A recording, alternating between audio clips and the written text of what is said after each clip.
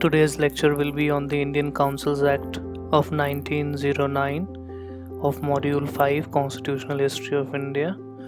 This act is also known as the Minto-Morley Reform of 1909. The Indian Councils Act 1909 was passed by the British Parliament on 12th of March 1909. This was also known as the Minto-Morley Reform after Lord Minto, Viceroy of India, and Lord Morley, Secretary of State for India, who together prepared the scheme of this act. This act was enacted as an attempt to widen the scope of legislative councils and to increase the participation of Indians in governance. Understanding the background of this reforms and act, firstly, there was, after the 1892 Act, that is the Indian Councils Act of 1892, there was an introduction of indirect elections in the Indian Legislative Council, whereby the Indian wanted more and increased participation in the legislative councils and the Indian government. And after the partition of Bengal in 1905 by Lord Curzon, there was a rise of extremists in the independence movement. Both these reasons led to the decision of the government of the time of the British to reform the legislative council rules and regulations in the act and to bring in the Minto-Morley reforms and to enact the Indian Councils Act of 1909. Amongst many, there were two primary reasons to enact this act. First was to handle the extremists in the Indian independence movement, and second was to give increased representation and participation to Indian people in the law-making government of India.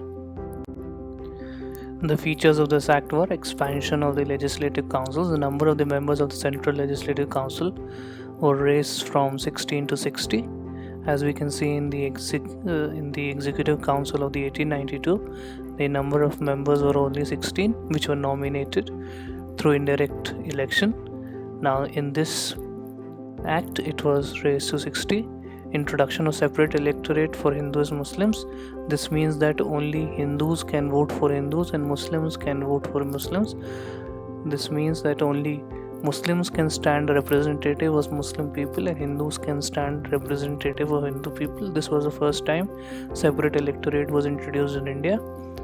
The act also empowered the members to discuss on the budget and move resolutions before it was approved finally in the Executive Council, which still happens in the Indian Parliament. The members were given right to discuss matters of public interest. However, these were not binding on the government.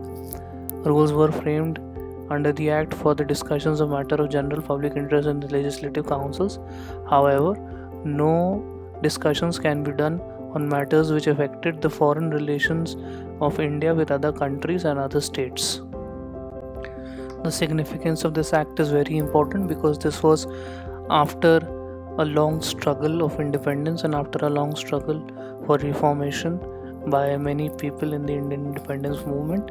This act was an important stage for the growth of representative institutions and to a responsible association of elected individuals with the administration. This first time gave the elective principle as the basis for the composition of legislative councils, unlike the earlier 1862 and 1892 acts where there was indirect election and nomination by the Governor General. Unlike here all the elections were held and members were only brought in through elections but through separate electorates. It gave further avenues to Indians to ventilate their grievances in the legislative councils and criticize the administration. The enlargement of the legislature furthered the demand to complete Indianization of the legislature. More and more Indians participated in the legislating process, and therefore there was more Indianization and Indian perspective in the legislative processes. Thank you.